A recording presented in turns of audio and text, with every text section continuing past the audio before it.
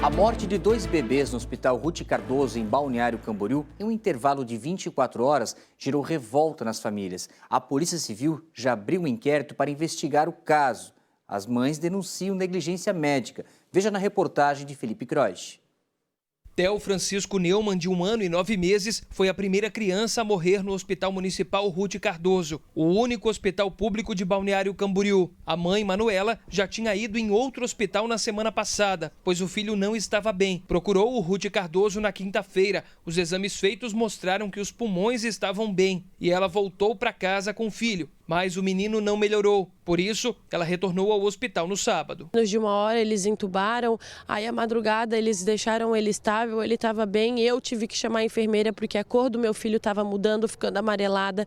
Foi aonde ela veio e a enfermeira mentiu, me dizendo assim: mãe, sai do quarto para a gente poder examinar o teu filho, para a gente poder fazer o exame de urina pela sonda.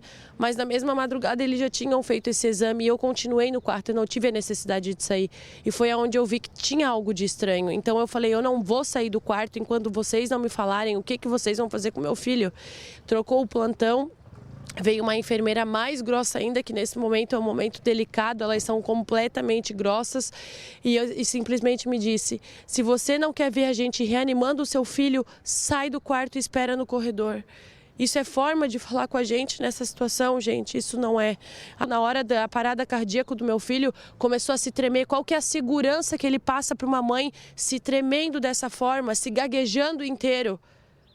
Sabe? Então eles mentiram talvez o diagnóstico para mim, mas eu vou a fundo, isso não vai ficar dessa forma, não vai ficar. A causa da morte repassada para a família foi pneumonia. Tive a notícia depois que eles saíram da sala que o médico veio chorando, falando que ele fez de tudo. De tudo que ele fez, ele não me ajudou em nada em questão de transferência. Ele falou, a gente já está tendo contato diretamente com as pessoas, a ambulância já está vindo te buscar. Até 6 da manhã não apareceu uma ambulância para transferir o meu filho. Como é que eles dão um diagnóstico sem exame, gente? Isso não existe. E é a gente, mães, que tem que pedir para eles fazerem. Cadê essa formação? Eles estão fazendo qual tipo de faculdade? Porque eu não entendo como eles estão dando diagnóstico sem examinar, sem exames para comprovação. Um exame de raio-x e olhar o pulmão limpo, em menos de 24 horas o pulmão do meu filho, ele perdeu o pulmão, ter água no pulmão e uma bactéria invadindo o corpo todo, em menos de 24 horas isso acontecer, isso para mim não existe, isso aí foi negligência médica. A segunda morte foi de Eliade Rosa, de 6 meses. A mãe, Aline, procurou outra unidade de saúde por 2 vezes, mas o filho não melhorou. Então ela procurou o Ruth Cardoso também no sábado. Cheguei aqui no sábado de madrugada com meu filho com falta de ar. E quando eu fui atendida pelo médico, ele falou assim, não, mãe, isso aqui não é nada demais. Esse aqui, ele deve estar com uma bactériazinha no intestino, eu vou te dar um remédio para tu dar para ele soltar. Eu disse, não, doutor, mas eu quero fazer exame nele. Mãe, mas eu sou profissional, eu sei o que eu estou falando, não tem necessidade de picar teu filho. Quer picar ele? Não tem necessidade. Eu disse, então tá bom, doutor, já que tu está falando, ok. Fui com meu filho para casa, comprei os remédios, dei para ele. Domingo de manhã eu soube da notícia do filho da Manu, que tinha vindo a óbito. E daí, ali eu já fiquei, meu Deus, mais apavorada ainda, porque não fizeram o trabalho que tinha que ser feito no hospital. O que eu pensei comigo, agora como um já faleceu, eles vão ser competentes, né? Vão me dar um resultado. Pois eu voltei de novo. A equipe fez exames. A mãe disse que as enfermeiras tiveram dificuldade de conseguir encontrar a veia do bebê. Depois de algum tempo, com oxigênio, a médica resolveu retirar o aparelho para ver se ele reagia. Mas o menino voltou a passar mal. Deu 15 minutos, meu filho já estava se passando, já estava roxo, sem conseguir respirar. Eu comecei a gritar, socorro, socorro, meu filho, socorro. E eles demoraram para vir, eles demoraram. E quando veio, o médico olhou para mim, calma, calma. Deu como calma, tu não tá vendo? Olha o meu filho, olha a cor dele, ele tá se passando. Ele assim, tá, calma. Ele olhou para a enfermeira que veio junto no quarto e falou assim, vai lá e pega o nebulisador. Deu, que nebulisador? Faz alguma coisa. Quando ele pegou meu filho no colo, ele jogou assim no colo da enfermeira. O meu filho ali, ele já se torceu todo, eles saíram correndo para tentar reanimar meu filho. E depois eles olharam para mim, nós tentamos de tudo. Como que eles tentaram de tudo? Vocês não ficaram em cima do meu filho. Meu filho morreu dentro do hospital, num quarto comigo pedindo socorro. Como isso, meu Deus, como isso? Os casos revoltaram as famílias, que acusam o hospital de negligência. A diretora-geral de gestão hospitalar nega. Sentimos muito pela perda dessas duas crianças. Nos solidarizamos com as famílias, todas as equipes que atendem no RUT, sempre que acontece um óbito, ficam muito impactadas, tanto médicos quanto enfermeiros, e a gente sabe do impacto e conhece, eu como mãe também me coloco no lugar dessas mães. E principalmente com crianças que estão no início do ciclo da vida, que foge o ciclo da vida. Mas eu coloco que no hospital toda a assistência foi prestada. As crianças chegaram prontamente atendidas no pronto atendimento, no pronto-socorro pediátrico. Os médicos estão 24 horas de plantão e a assistência foi imediatamente realizada. Esses óbitos, eles seguem, foram encaminhados pela direção técnica do hospital à comissão de óbitos materno-infantil, que é uma comissão permanente do hospital, assim como tem a comissão de óbitos adultos. Ela se reúne mensalmente e avaliará e fará o parecer dela sobre os óbitos. Então, esses seguem em investigação. E desta comissão, que é do hospital hospitalar, ela segue para a comissão regional, que é materno-infantil e que avalia todos os óbitos da região. Sobre as consultas anteriores dos dois meninos no hospital, a diretora diz que a avaliação era positiva e por isso os dois foram liberados. Ela diz ainda que os casos evoluíram rapidamente.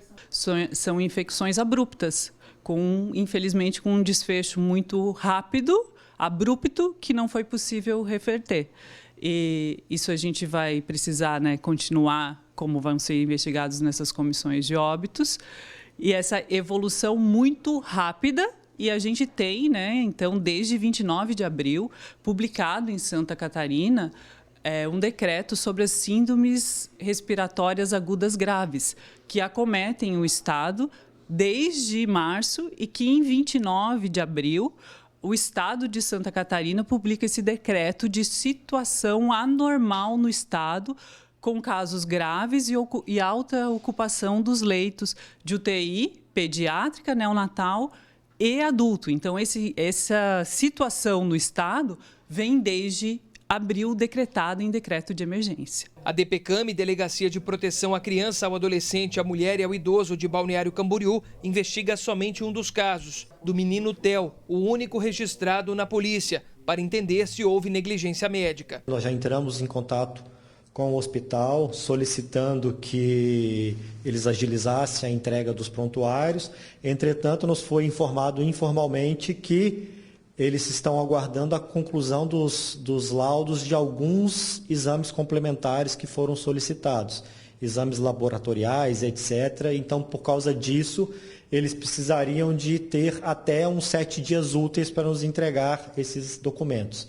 Mas aí, nesse meio tempo, nós já vamos começar a fazer as oitivas dos familiares e vamos tentar levantar quais foram os profissionais que atenderam a criança para que nós possamos tomar o depoimento também. São situações que são apuradas em 2 etapas. Primeiro é a prova técnica.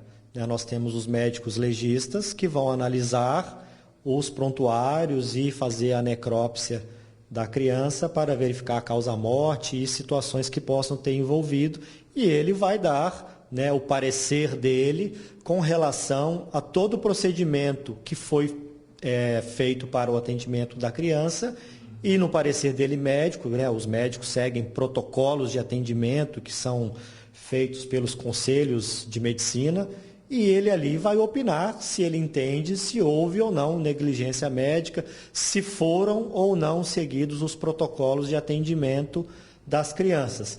As informações do Conselho Regional de Medicina também devem ser anexadas ao inquérito. O CRM divulgou uma nota informando que está adotando as medidas cabíveis na apuração do caso. A investigação pelos CRMs de qualquer caso envolvendo a atuação médica ocorre de forma sigilosa, o que impede que o Conselho Regional de Medicina de Santa Catarina faça manifestações públicas sobre processos em tramitação envolvendo médicos. Não existe crime de negligência médica. Existe o crime, no caso, como houve uma morte, do crime de homicídio culposo. Então, se for comprovado que o profissional da saúde agiu com imperícia, né, ou com negligência, ou com imprudência, ele vai responder e ser responsabilizado pelo crime de homicídio culposo.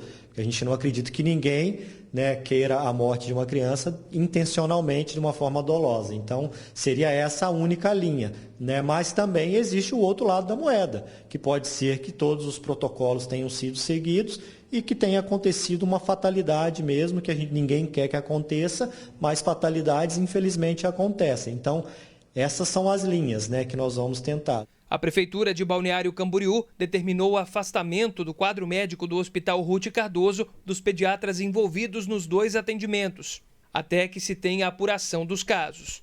Para as famílias fica a dor da perda e, em meio ao luto, a busca pela verdade. Tentando tirar forças da onde não existe para fazer a justiça. Já marcaram um psicólogo pra gente, pro meu filho principalmente, porque hoje ele perguntou: o Theo vai voltar? A gente tá indo buscar o Theo. E não, e até enfiar isso na cabeça do meu filho vai ser difícil. Essa tristeza, a gente tenta não falar as coisas na frente dele, mas é inevitável. Eles brigavam e se amavam ao mesmo tempo o dia inteiro. E minha casa tá vazia, eu não consigo nem entrar mais na minha casa. E como nós acabamos de ver na reportagem do Felipe Croix, a outra família ainda, pelo menos até agora, não procurou a polícia para fazer também um boletim de ocorrência. Por isso que nós vimos na reportagem o delegado falando de um e não dos 2 casos.